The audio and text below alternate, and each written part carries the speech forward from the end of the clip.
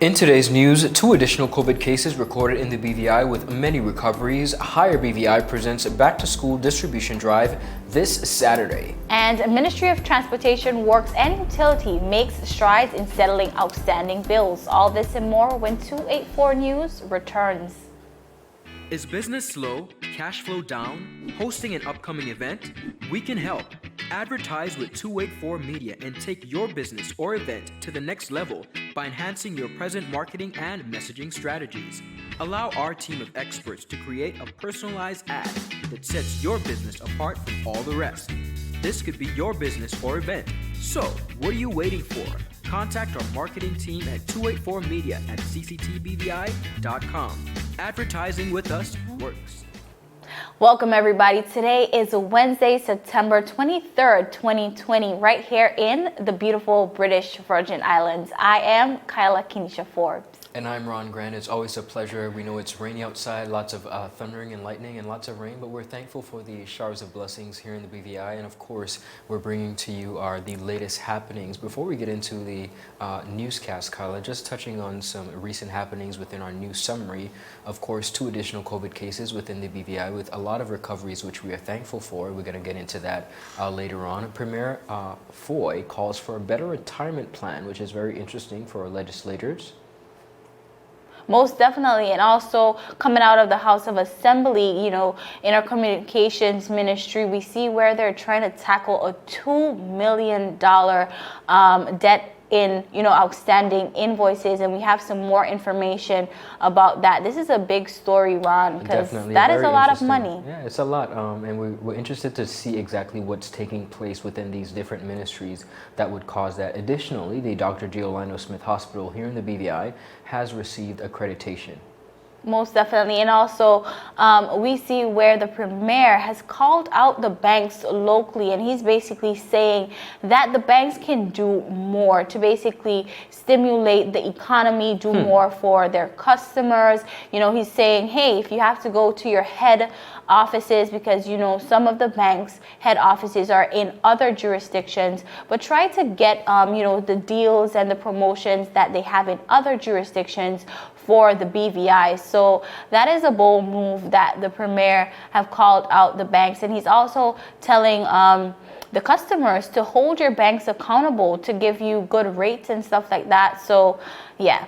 Very interesting, and of course, viewers, these are stories that we're going to get into today as well as later on in this week. But beginning on the local scene here in the beautiful British Virgin Islands, Minister of Health and Social Development, the Honorable Carvin Malone, while giving remarks during a recent sitting at the 14th sitting of the 2nd session of the 4th House of Assembly, said that as of September 21st, 2020, after conducting PCR testing on 4,546 individuals at the Dr. D. Orlando Smith Hospital laboratory, a total of 4,455 persons tested negative, 71 were positive, and 20 results remain pending. Now, the Virgin Islands has recorded 2 more additional cases of COVID-19, bringing the total confirmed cases in the territory to 71, which increased by just 2 from the previous recorded 69 total on September 16, 2020. Now, Minister for Health, the Honorable Malone, said, and I quote, "Of this amount, 61 persons, or 86%,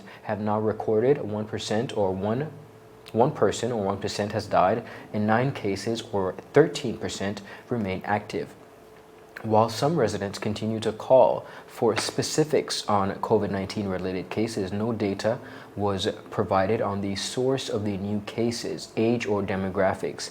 Now, as we continue to see a decline in cases, thankfully, here in the BVI, along with more recoveries, the recent figures have seemingly set precedents for the territory's reopening of its borders to tourists on December 1st, 2020. Kyla, by no chance, this is terrific news for the territory of the Virgin Islands. We are thankful that as we continue to progress through the trajectory of COVID-19, we're seeing within the past few weeks and month a decline in cases. What we see essentially coming out of the most recent cases is that residents are, one, they're seeking more information as it pertains to the demographic, the age, and the actual data pertaining to the cases and the persons infected. And then also we see where it is seemingly the case where as we continue to decline in cases, which is no surprise that we see measures being lessened as it pertains to the reopening of the economy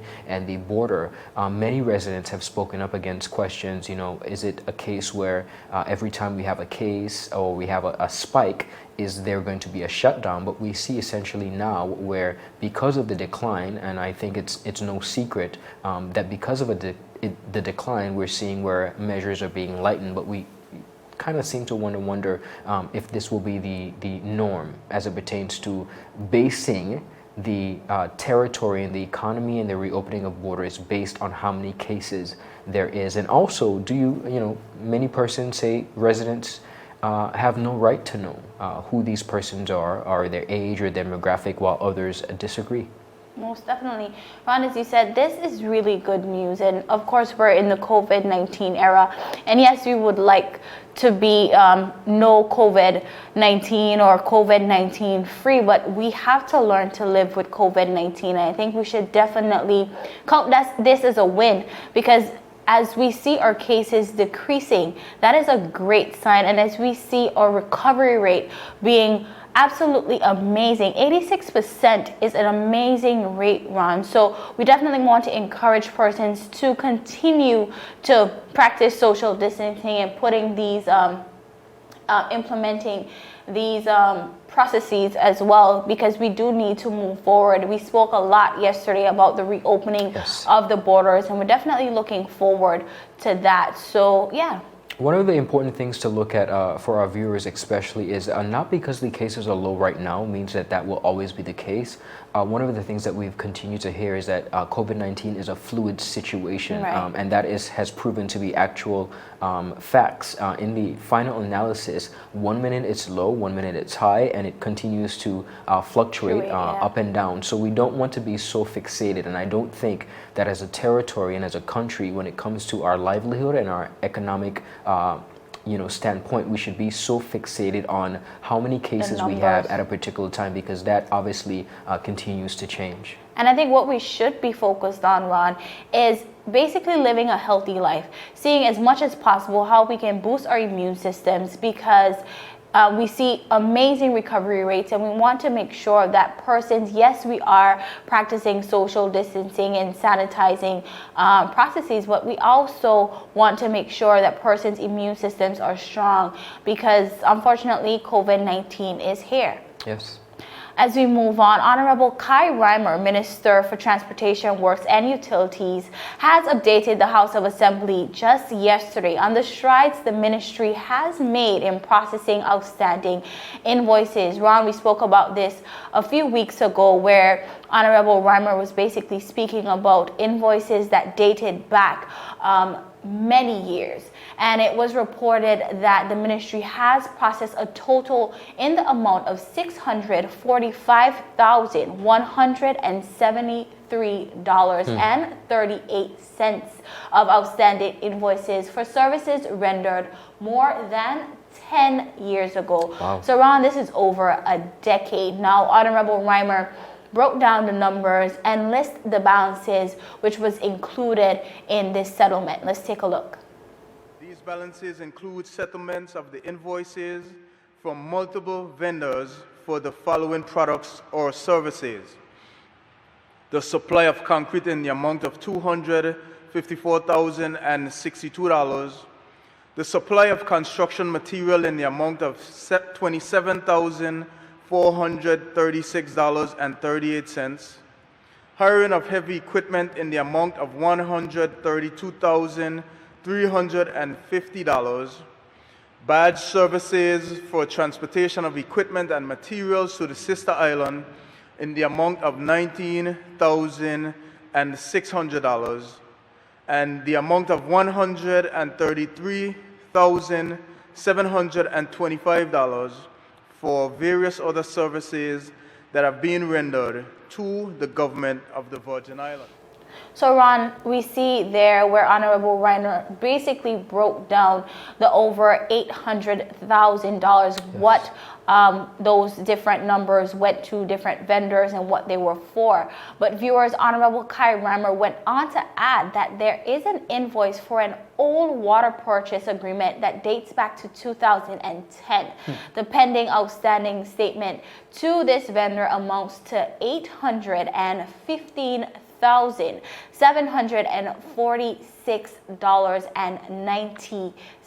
Now, Honorable Reimer said, and I quote, "It is unfathomable that we would have an outstanding bill for a decade long on something as critical and essential to life as water." Now, Honorable Reimer explained that the settlement of these outstanding bills has caused many current projects to be delayed as funding is no longer available to proceed with the execution of some of these works. Let's take a look. Mr. Speaker, I cannot stand here today and report on this matter without mentioning the effect that these old age expenses have had on the ministry's infrastructure development and maintenance plans. In order to settle these outstanding invoices, many projects are now delayed as funding is no longer available to proceed with the execution of some of these works. Delayed projects include road improvements, embankment stabilization, drainage, and water optimization, just to name a few. It is our hope to have this matter behind us by the end of the year so that we can remain focused on developing the territory's infrastructure to international standards. Now, Ron, I think we see where a new minister or a new government go into power, basically, and we basically ask why are certain projects held up? Why is this minister not delivering? But we see here firsthand where Honorable Reimer went into a ministry where he basically had to clean up, and not clean up just a little bit, but definitely a lot. Kyla, it's a very valid point, and I think all administrations would admit to the fact that they go in and they meet a lot of debt. Now, $2 million is quite a stretch, but one of the things that I think is imperative for us to really look at in this story, while the outstanding debt may halt in some very cases the continuation of work within the said ministry, there is no going around it. The government of the Virgin Islands is known to not pay their bills, and this is not the first time, this is not the second time. This dates back to administrations as long as we were kids, and I think that has to be addressed. While persons within the community, the business community, would look at the government and seek to do business with them, they're known to not want to do business with the government because they don't pay on time and sometimes don't pay at all. So I think this is the first and utmost responsibility that as a government and as a territory we have to look at. There should be no reason why a government entity should be paying persons, business owners, and not paying them at all, or paying them when they feel like. So I think that's one of the things that we have to essentially look at. It's not cool. It's just not professional at all. Most definitely. I'm really glad that Honorable Reimer was able to go to the House and give this update in sort of like a stage approach, because I think this is something that the people of the Virgin Islands need to know. And we've heard about this from the Honorable Minister for Communications before, previously, as he seeks to continue. But I definitely think that not only within his ministry, but all ministries, if the record would show, if you look at each ministry, I'm sure that the record would show that each ministry, whether it's education, whether it's communications and works, natural resources, each minister would also inherit some debt that they have to take care of. Yes, most definitely. And as you mentioned before the end of this year, the Ministry of Transportation, Works and Utilities hopes to process more unsettled invoices that are in excess of $2 million. So we see where, yes, they have made a start, Ron, but they do still have a long ways to go. Most definitely. Now, viewers, still ahead, HireBVI presents Back to School Distribution Drive this Saturday. All this and so much more when 2A4 News returns. Yes. You want top of power? You want top of power? Join the prepaid party with CCT and enjoy more affordable data plans, more top-up promotions, more savings with hero bundles, and more value for your money each and every Tuesday with Top Up Turn Up Tuesday. Visit a CCT store today or anywhere CCT Top Up is sold and top up your phone. 5, 10, 15, 20, 25, 30. You want top of power? Viewers, welcome back to 284 News. Now, in a government-issued press release, the government of the Virgin Islands encouraged Virgin Islanders who wish to study in another country for 2021 to 2022, that academic year, to apply for the Virgin Islands Scholarship Abroad program. The Virgin Islands Scholarship Abroad program is the government of the Virgin Islands scholarship program that offers Virgin Islanders a unique learning opportunity to study in any country. Interested applicants can apply through the Ministry of Education, Culture, Youth Affairs, Fisheries, and Agriculture. Now, Deputy Premier and Minister responsible for Education, Culture, Youth Affairs, Fisheries, and Agriculture, Dr. the Honorable Natalio D. Wheatley said, and I quote, "Our greatest asset is our people. BVI Love is our people. We want to ensure that we continue to do our part to open up a world of opportunity for them. We recognize as a government that it is important for us to continue to invest in our people so that they are adequately trained where possible to fully participate and contribute to the economic advancement of our territory." End quote. Honorable Wheatley believes that this distinguished scholarship program allows Virgin Islanders who have qualified for the scholarship opportunity to experience cultures and perspectives as students interact in the global economy. I quote, "I believe in the educational advancement of our people. Investing in the education of the people of our territory is a high priority for the government of the Virgin Islands," the minister said, adding, "We have an economy to build and to further strengthen. As a government, we are thinking about the future of the territory. We are in a time where we need to specialize skills to help us develop creative solutions in these difficult times. Providing a means for our people to receive a tertiary education is a step towards this goal." End quote. Now, the process for applying is simpler and user-friendly, and interested Virgin Islanders can apply online. The new system allows applicants to save their information and return if they are unable to upload all required documents at the same time. Now, prospective applicants, when applying, must ensure that all required documents are submitted before the application deadline. The BVI Abroad Scholarship application process opened on September 15th and will close on October 15th. So persons who are interested, you do not have much time. So definitely, if you are interested, you definitely should hop on this opportunity. The government's scholarship provide financial assistance to individuals to enable them to pursue a tertiary level education. Applications can be accessed online, as I said before, on the government of the Virgin Islands website at www.bvi.gov.vg/content/scholarships, or by selecting the featured service and information, then education and training, followed by scholarships on the government's portal, once again at www.bvi.gov.vg. Now, for more information about applying and eligibility for this distinguished scholarship program, contact the Ministry of Education, Culture, Youth Affairs, Fisheries, and Agriculture at 284-468-3701, extension 2151, or you can call 284-468-2151.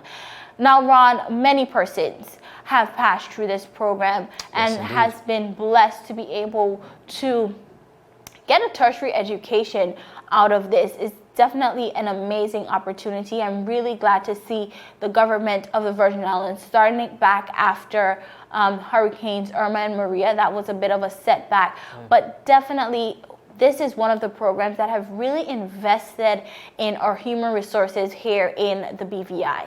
Carla, one of the things when we look at this story that I find very interesting, not only has the program had to take a 3-year hiatus since the hurricanes of 2017, but I think it is important that Virgin Islanders and residents understand the importance of taking advantage of this opportunity. Essentially, the government of the Virgin Islands is providing an opportunity for students of all ages, rather, to be able to go away and study and then come back and really integrate that knowledge into the society.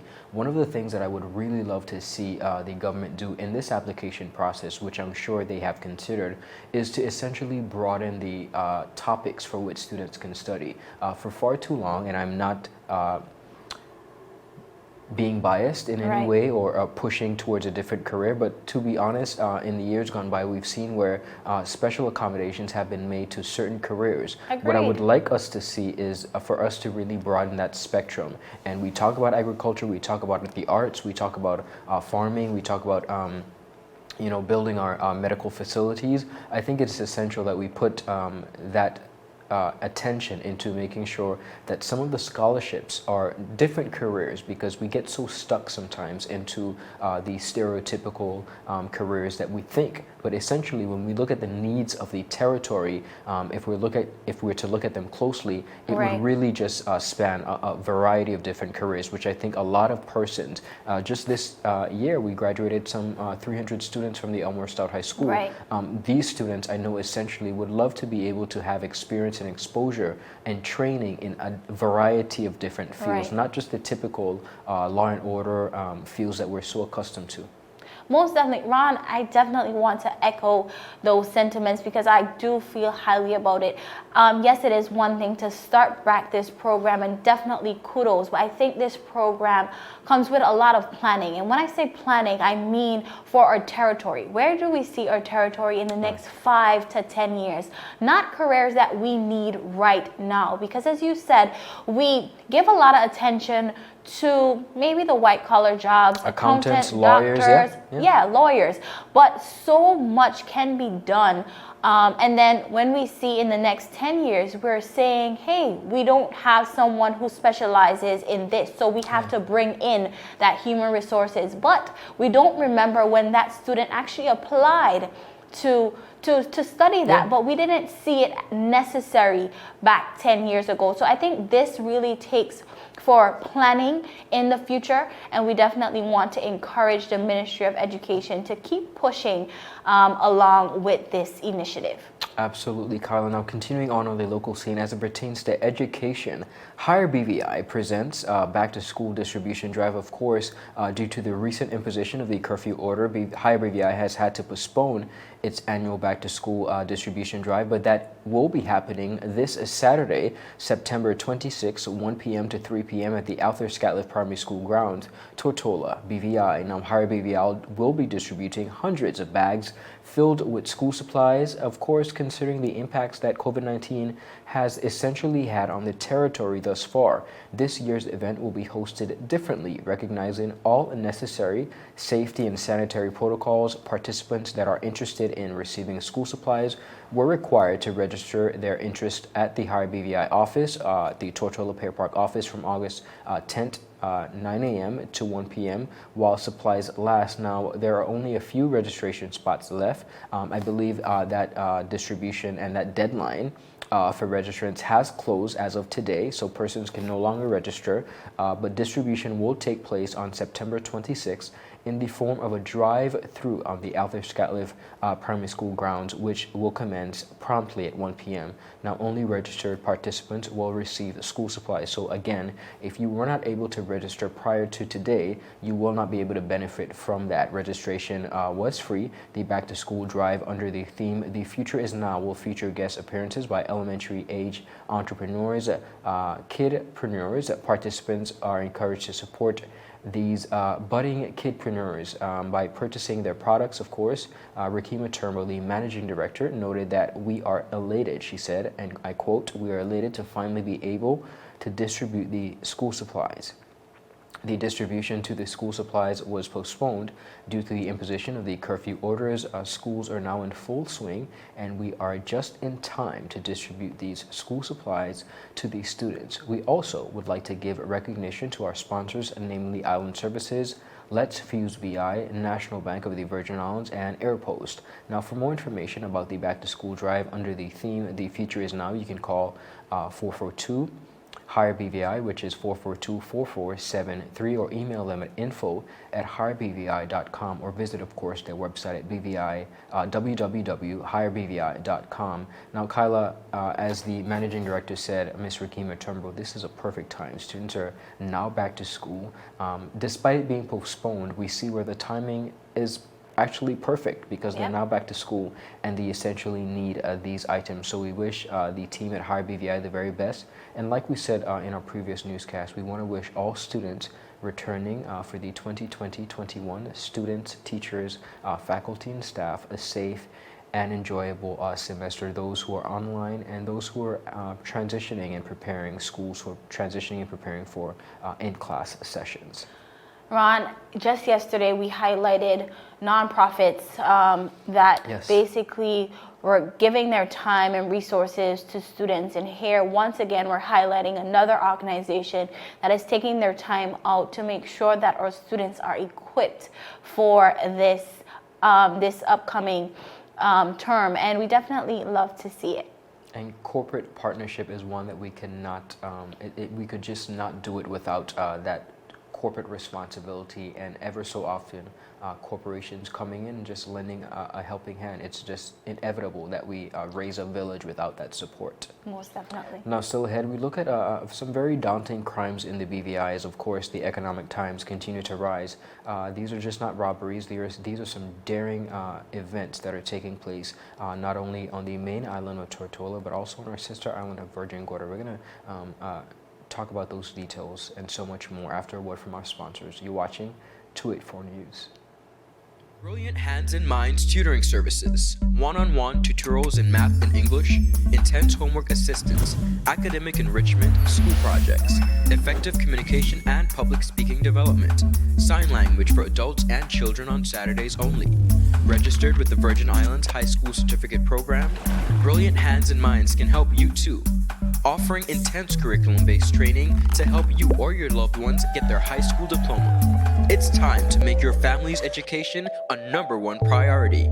Hurry, space is limited. Brilliant Hands and Minds Learning Center. We are the trained education professionals.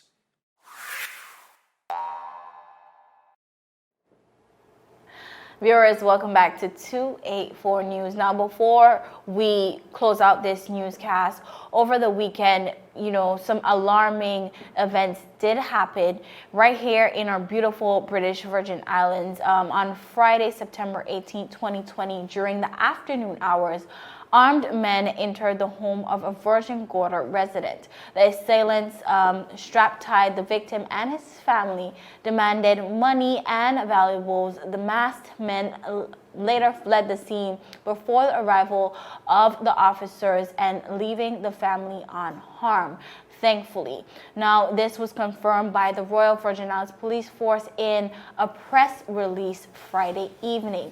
And just a few hours after that, a similar event occurred on the main island of Tortola. It was confirmed that later that same Friday evening, 2 men entered the home of an employee of Scaffold Shutters, one being armed with a firearm, tied the family up with clothing, and searched through their belongings. The men found cash and jewelry, fled the scene before the arrival of officers. No one was injured during both of these ordeals. But Ron, this is really daunting, very daunting news. And up to today, we have not really heard any new developments or, hearing anything about persons being caught for these crimes. And we do understand that economic times, it's really hard for persons, but to go into someone's home, their privacy, tie them up, take their belongings, it is really, really daunting. I think, Kyla, that is essentially what we're seeing. These are not just regular everyday crimes or robberies. With all crime is a negative for us, but we want to be concerned because essentially, not only are we again putting, or these bandits are putting essential business owners and just regular citizens at risk, but these are just not everyday crimes. To go into somebody's home, these are essentially kidnapping, home invasion. We're seeing a lot of that, and it's just, I think, essentially at the end of the day, while the Royal Virgin Islands Police Force has by far a very tall order and a tall task, we have to nip this in the bud. It's not acceptable, and especially in these times, it is just inappropriate. We should not be having to face this, especially, to be honest with you, quite frankly, when we look at rebranding our territory, particularly when it comes to tourism, this is unacceptable. Most definitely. And of course, we want to encourage persons with information to call the hotline or call number 911 or 311, and all information will be treated with the strictest confidence. But viewers, that is it for today's news roundup. Of course, I am Kyla Kenesha Forbes. And I'm Ron Grant. Happy Wednesday, everybody. Have a rest of the good day. Bye-bye.